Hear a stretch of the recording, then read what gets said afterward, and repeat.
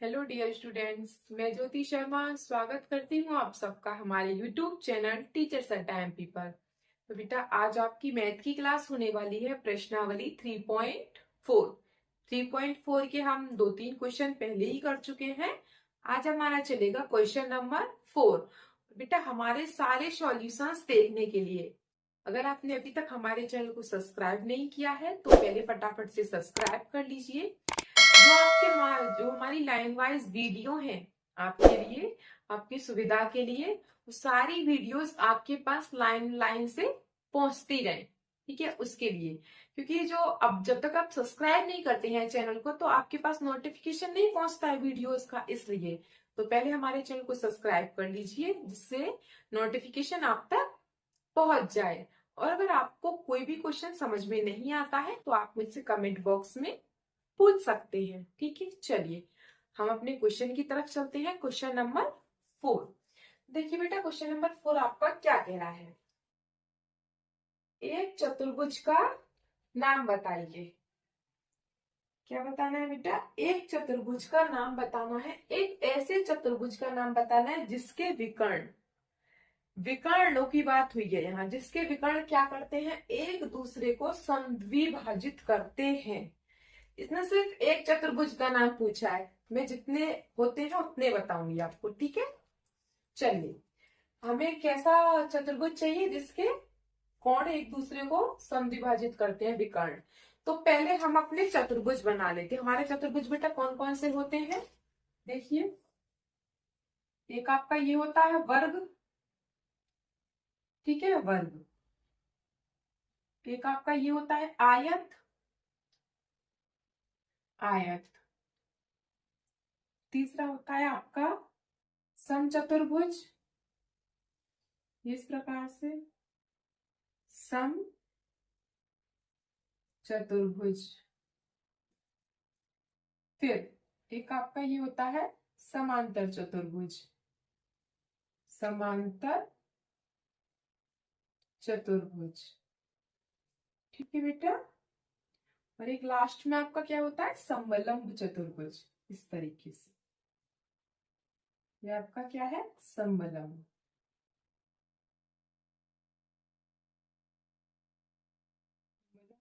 चतुर्भुज।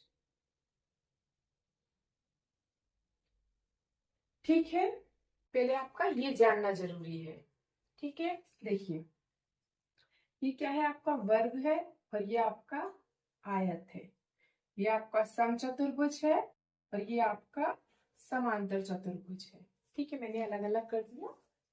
अब इसमें क्या पूछा है, हमें ऐसे चतुर्भुज बताने हैं। इन पांचों में से हमको ऐसा चतुर्भुज बताना है बेटा जिसके जो विकर्ण है, आपके विकर्ण आप सब जानते हैं, जो एक कोने से दूसरे कोने तक मिलाए जाते हैं, जो एक कोण से दूसरे कोण को काट देते हैं, इस प्रकार से ऐसे ये आपके विकर्ण होते हैं। इस तरीके से है ना, आप सब जानते हैं, इन्हें हम क्या कहते हैं, विकर्ण।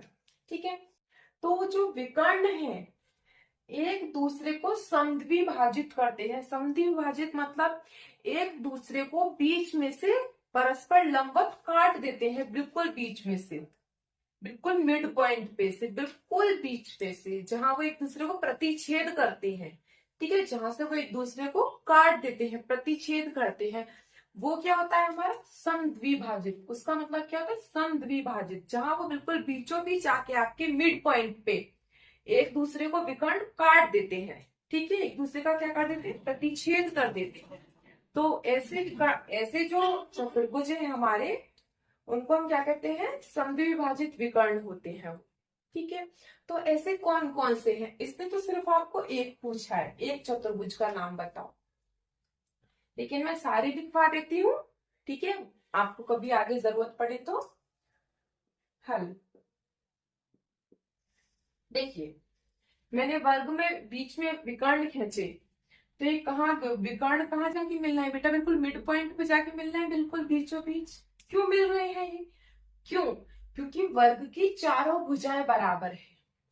जब आपकी भुजाएं, चारों भुजाएं बराबर हो, या ऊपर नीचे की या साइड की भुजाएं बराबर हो, या तो आपकी चारों भुजाएं बराबर हो, या आपकी सम्मुख भुजाएं, मतलब कि आमने सामने की भुजाएं बराबर हो, ठीक है, तब आपके ये जो विकर्ण है वो बिल्कुल बीचों बीच से समद्विभाजित होते हैं, बिल्कुल बीचों बीच से एक दूसरे को प्रतिच्छेद करते हैं, ठीक है। तो पहला आपका क्या हो गया, वर्ग। क्यों? क्योंकि इसकी चारों भुजाएं बेटा बराबर है, तो पहला आप क्या लिखेंगे, वर्ग। दूसरा, आयत के विकर्ण देख लेते हैं हम। आयत के विकर्ण इस तरीके से काट रहे हैं एक दूसरे को, और बेटा आप सबको दिखाई दे रहा है कि ये बिल्कुल मिड पॉइंट में काट रहा है, बिल्कुल बीच में। क्यों? क्योंकि आयत की भी तो आमने सामने की भुजाएं बराबर होती हैं, तो ये भी आयत को बिल्कुल बीचों बीच से काटेगा, इसके विकर्ण भी। तो आप इसमें आयत भी लिख सकते हैं, ठीक है। तीसरा देख लेते हैं। तीसरा है हमारा समचतुर्भुज। समचतुर्भुज की चारों भुजाएं बेटा बराबर होती हैं। जब इसकी चारों भुजाएं बराबर है तो बेटा विकर्ण तो एक दूसरे को बीच में से ही काटेंगे, है ना। तो ये भी समचतुर्भुज भी लिख सकते हैं हम इसमें, समचतुर्भुज, ठीक है। फिर अगला आता है आपका समांतर चतुर्भुज। समांतर चतुर्भुज के भी विकर्ण एक दूसरे को आपस में से काटेंगे बीचों बीच में। क्यों काटेंगे बेटा? क्योंकि इसकी आमने सामने की भुजाएं बराबर है, तो आप इसमें समांतर चतुर्भुज भी लिखेंगे, ठीक है। समांतर चतुर्भुज। आगे समझ में बेटा। लास्ट बचा हमारा समलंब चतुर्भुज। समलंब चतुर्भुज में बेटा ये दोनों भुजाएं तो आपकी बराबर हैं, लेकिन ये दोनों आपकी भुजाएं कभी बराबर नहीं होती हैं। ये आपकी भुजाएं बराबर नहीं होती हैं, तो आपका विकर्ण कभी भी बीच में एक दूसरे को प्रतिच्छेद नहीं करेगा, ऊपर या नीचे करेगा। जैसे कि इस प्रकार से देखो, ये मैंने बनाया, यहाँ से बनाया, आपको देखने में भी लग रहा होगा कि ये बीच में कहीं नहीं बना, इसका बीच तो यहाँ है, और ये काट यहाँ पे रहा है, एक दूसरे को प्रतिच्छेद तो यहाँ पे कर रहा है ना। तो समलंब चतुर्भुज के विकर्ण कभी भी बीच में एक दूसरे को प्रतिच्छेद नहीं करते हैं, ठीक है। तो याद रखना, वर्ग, आयत, समांतर चतुर्भुज और समचतुर्भुज। और ये चारों भी क्यों करते हैं? क्योंकि बेटा या तो इनकी चारों भुजाएं बराबर हो, या इनकी आमने सामने की भुजाएं बराबर हो, ठीक है।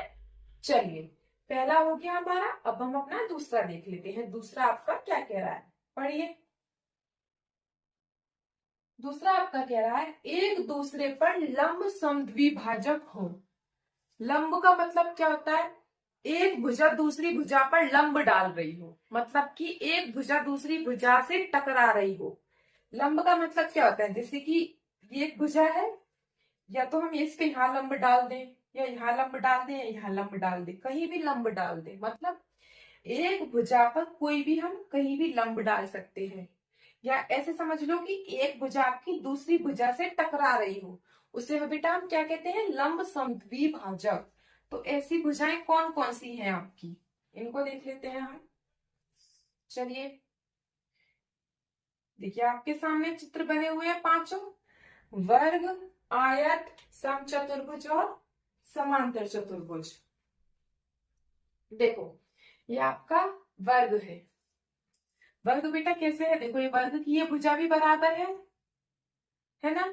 तो ये भुजा भी इस पे बराबर ही लंब डाल रही है, जितनी ये है उतनी ही ये है, और जितनी ये है उतनी ही ये है, और जितनी ये है उतनी ही ये वाली है। मतलब कहने का मतलब ये है, लंब समद्विभाजक वे चतुर्भुज होते हैं जिनकी चारों भुजाएं बराबर होती हैं।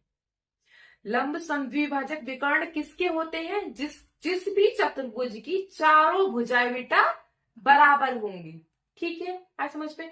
और चारों भुजा बेटा किसकी बराबर है आपकी? आप सब जानते हैं, एक वर्ग की और एक समचतुर्भुज की। इसमें तो कुछ कराने की जरूरत भी नहीं थी।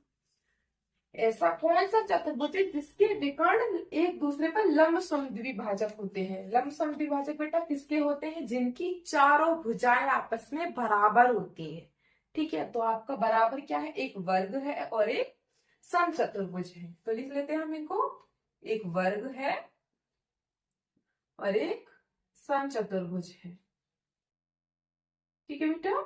चलिए, अगर आपको स्क्रीनशॉट लेना है तो दे सकते हैं। फिर हम अपने तीसरे पॉइंट पर चलते हैं। तीसरा पॉइंट आपका क्या कह रहा है? देख लेते हैं हम अपना तीसरा वाला क्या कह रहा है हमारा। देखिए तीसरा क्या कह रहा है, एक चतुर्भुज का नाम बताइए जिसके विकर्ण बराबर हो।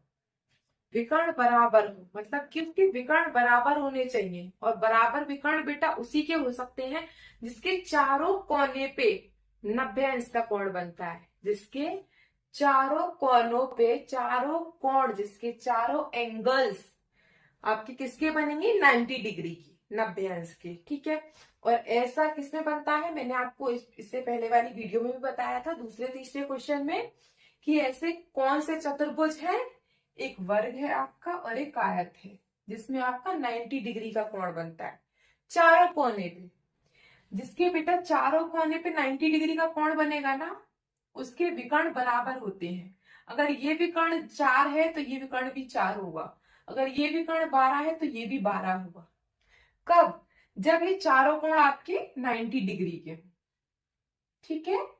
तो इसमें क्या बोला इसने, वो विकर्ण बताने हैं जिसके विकर्ण बराबर हो, उस चतुर्भुज का नाम बताना है। तो वो चतुर्भुज आपका एक वर्ग है और एक आयत है, ठीक है बेटा। हल, एक आपका वर्ग हो गया और एक आपका आयत हो गया। क्यों हो गया, क्योंकि इनके जो कोण है वो समकोण है, जो इनके एंगल्स हैं वो आपके बेटा कैसे हैं, समकोण है, ठीक है। चलिए अगर किसी को स्क्रीनशॉट लेना है तो ले सकता है। चलिए बेटा, अगर आपको मेरी वीडियो पसंद आई हो तो प्लीज उसको लाइक करें, शेयर करें और सब्सक्राइब करें, ठीक है। मिलते हैं आपसे अगली क्लास में, तब तक के लिए हैव ए नाइस डे।